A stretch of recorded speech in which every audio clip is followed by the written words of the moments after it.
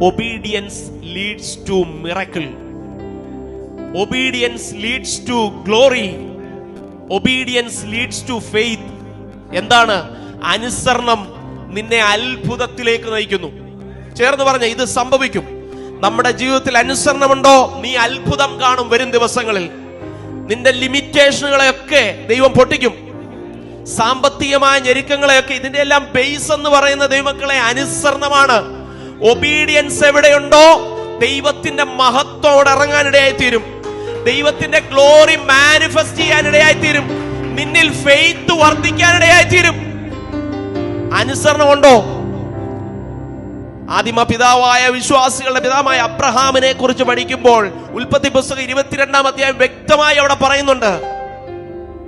ദൈവത്തിന്റെ ആലോചന കേട്ട് ആദികാലത്ത് എഴുന്നേറ്റ് മകനുമായി യാഗം കഴിക്കാൻ പോയ അബ്രഹാം. നമ്മൾ അനേക വേദികളിൽ മുഴങ്ങിക്കേട്ടിട്ടുള്ളതാ. ഞാൻ എപ്പോഴും പറയാം, അബ്രഹാമിനെ കുറിച്ച് പ്രസംഗിക്കാത്ത ഒരു ദിവസം പോലും കാണത്തില്ല, അല്ലേ? എല്ലാ ദൈവദാസന്മാരും, നമ്മുടെ ഇവിടെയുള്ള ദൈവദാസന്മാരാണെങ്കിലും നാട്ടിൽ നിന്ന് ഹല്ലേലൂയ വിസിറ്റിന് വരുന്ന ദൈവദാസന്മാരാണെങ്കിലും അബ്രഹാമിനെ കുറിച്ച് പറയാതെ പോകത്തില്ല. ഞാൻ എപ്പോഴും എന്നോട് പരിശുദ്ധാത്മാവ് പറഞ്ഞ കാര്യം എന്നാണെന്നറിയാമോ? ഇത്രയും വർഷങ്ങൾ അബ്രഹാം മൺമറഞ്ഞുപോയി. ആയിരക്കണക്കിന് വർഷങ്ങളായിട്ട് ഇന്ന് രാത്രിയിലും നാം ഈ വചനത്തിലൂടെ അബ്രഹാമിന്റെ പേര് പറയുന്നെങ്കിൽ അതിന്റെ ഒറ്റ കാരണം ദൈവത്തെ അനുസരിച്ചതാ, വേറെ ഒന്നുമല്ല. ഒബീഡിയൻസ് അബ്രഹാമിന്റെ ജീവിതത്തിൽ ഉണ്ടായിരുന്നു.